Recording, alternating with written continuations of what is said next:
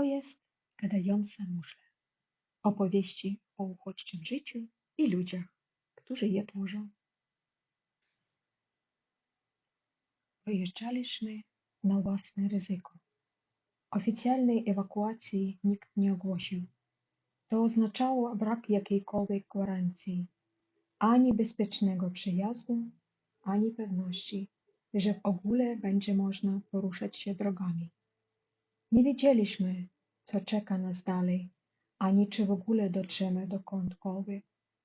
Jedyne, co usłyszeliśmy wcześniej, to rada: nie zatrzymywać się i jechać tak długo, jak tylko się da. Jechaliśmy samochodem w pełnej ciszy i napięciu, z ciężarem w sercu.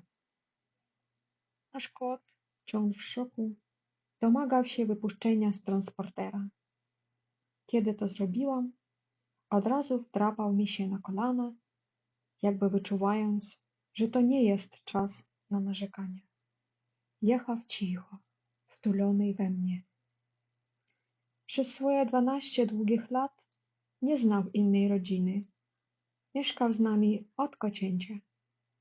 Rok wcześniej usłyszeliśmy diagnozę: cukrzyca, codzienne zastrzyki insuliny, specjalna karma.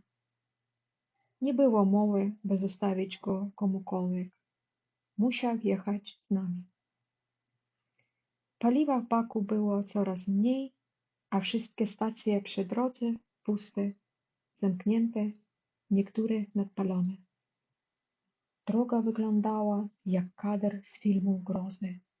Żadnych oznak życia, ani ludzi, ani aut. Tylko porzucone na poboczu samochody, stojące tam jeszcze od pierwszego dnia, kiedy ludzie uciekali w panice. Trudno sobie wyobrazić, co czuli ci, którym skończyło się paliwo pośrodku niczego. Wysiadali całymi rodzinami. Dokąd szli?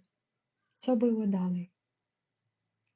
Gdy wskazówka paliwa zbliżała się do zera, zobaczyliśmy wreszcie stację. Jedyną otwartą, mocno podniszczoną. Na pompie wisiała kartka z napisem: tylko diesel. I wtedy pomyślałam, że nasz dieslowy samochód właśnie przeszedł do historii jako najbardziej przyjazny życiu, bo tego dnia uratował nam skórę. W wojnie priorytety potrafią się przewartościować w sekundę. Najważniejsze staje się tylko życie. Dobre czy złe, życie jest życiem. Uświadamiasz to sobie dopiero wtedy, gdy musisz je ryzykować, napisał Erich Maria Remarque w powieści Czarny obelisk w 1956. Po drodze mijaliśmy kolejne punkty kontrolne. Przy jednym z nich starszy pan zajrzał do środka i, widząc kota na moich rękach, który wtulał się jak niemowlę, powiedział: widzę, że macie małe dziecko. Jedźcie szybko dalej. Dopiero po chwili zorientowałam się, że naprawdę uznał kota za niemowlę. Tak bardzo przypominał dziecko wtulone w ramiona. Kilkaset kilometrów później jechaliśmy na zachód kraju.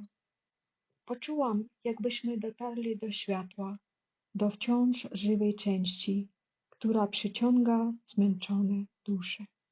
Samochodów było coraz więcej, a drogi zakorkowane na długie godziny. Zmierzchało.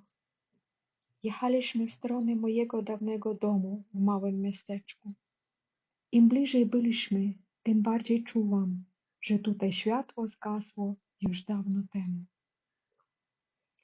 Wsie i miasteczka były pogrążone w ciemności. Większość domów stała z pustymi oknami, opuszczone lata temu.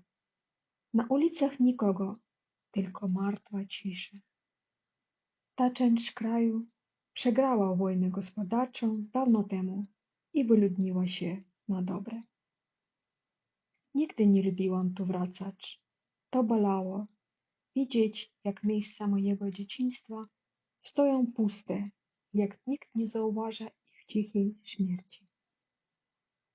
Nagle samochód gwałtownie zahamował. Na ciemną leśną drogę wyskoczył pies. Nie mogliśmy zostawić go samego w lesie. Zabraliśmy ze sobą.